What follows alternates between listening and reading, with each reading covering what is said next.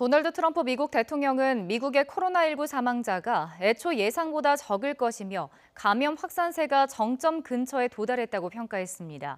또 진통을 겪고 있는 한미 방위비 분담금 협정과 관련해선 트럼프 대통령이 적어도 13% 인상하겠다는 한국 측 제안을 거부했다는 보도가 나왔습니다. 이 소식 워싱턴 연결해서 자세히 알아보겠습니다. 강태욱 특파원. 네, 워싱턴입니다. 네, 트럼프 대통령이 애초 예측지었던 10만 명보다 훨씬 아래 규모로 사망자가 나올 것으로 평가했다고요? 네, 그렇습니다. 지금 이곳 시각은 10일 저녁 7시를 넘고 있는데요. 오후 1시 반쯤부터 백악관 코로나19 태스크포스 브리핑이 있었습니다. 여기에서 트럼프 대통령은 코로나19로 인한 미국의 사망자가 10만 명보다 적을 것이라고 예상했습니다. 또 6만 명이라고 하더라도 여전히 큰 수치지만 애초 예측보다 훨씬 적은 것이라고 설명했습니다. 백악관은 앞서 지난달 31일 사회적 거리두기 등 지침이 잘 준수되더라도 미국의 사망자가 10만 명에서 24만 명에 달할 것이라는 예측 모델을 공개했습니다. 이어 지난 8일 미국 워싱턴 대학 연구소가 추정한 예측치를 다시 내놨는데요.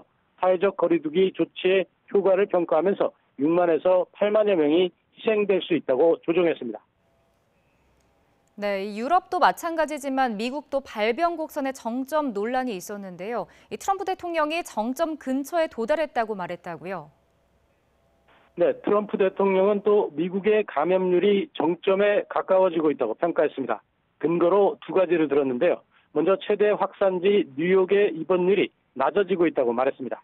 이는 앤드루 쿠오모 뉴욕 주지사가 며칠째 언급하고 있는 내용입니다. 두 번째로는 전국의 코로나19 감염자 곡선이 평평해지고 있다고 설명했습니다. 그러면서 감염 확산 우려가 컸던 루이지애나주 뉴올리언스, 미시간주 디트로이트의 상황이 안정화하고 있다고 평가했습니다. 4월 말로 연기한 코로나19 대응 가이드라인을 끝내고 5월부터는 경제활동 재개를 하고 싶어하는 트럼프 대통령의 바람도 담긴 것으로 보입니다. 네, 한미 방위비 분담금 협정과 관련해서는 트럼프 대통령이 두 자릿수 인상의 우리 측 제안을 막판에 거절했다는 보도가 나왔죠.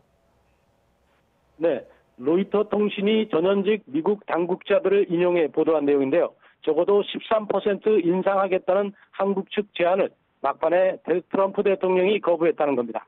또 이 결정은 지난주 마크 에스퍼 국방장관, 마이크 폼페이오 국무장관과의 협의를 거쳐 이뤄진 것이라고 덧붙였습니다.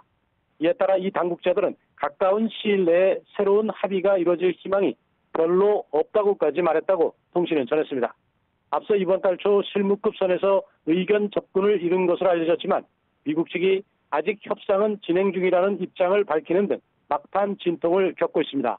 이에 따라 잠정 타결로 접어드는 듯했던 협상이 막판에 틀어지는 데는 그동안 대폭 증액을 요구해온 트럼프 대통령 변수가 작용했다는 관측이 제기돼 왔습니다.